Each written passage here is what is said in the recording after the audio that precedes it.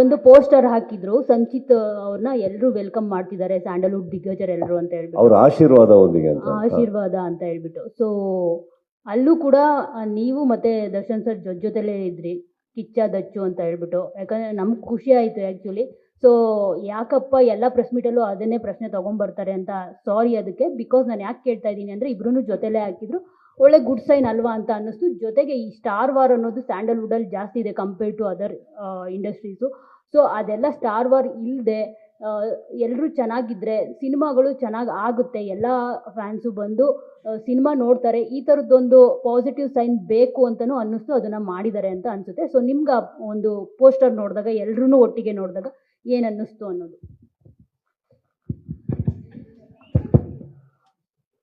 ಅದು ನಾನೇ ಮಾಡಿಸಿದ್ದು, ನಂದೇ ಐಡಿಯಾ. ಏನಕ್ಕಂದ್ರೆ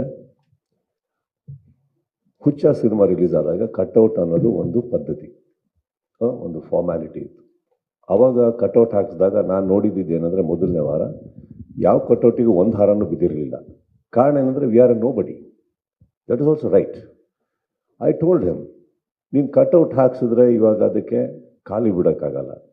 ಹಾರ ಹಾಕ್ಸಿದ್ರೆ ಯಾರು ಹಾಕ್ಸಿದ್ರು ಅಂತ ಬರುತ್ತೆ, ಒಂದೇ ಬಿದ್ದರೆ ಅವಮಾನ ಆಗುತ್ತೆ, ತುಂಬಿಸಿದ್ರೆ ನಾವೇ ಅಂತ ಗೊತ್ತಾಗುತ್ತೆ.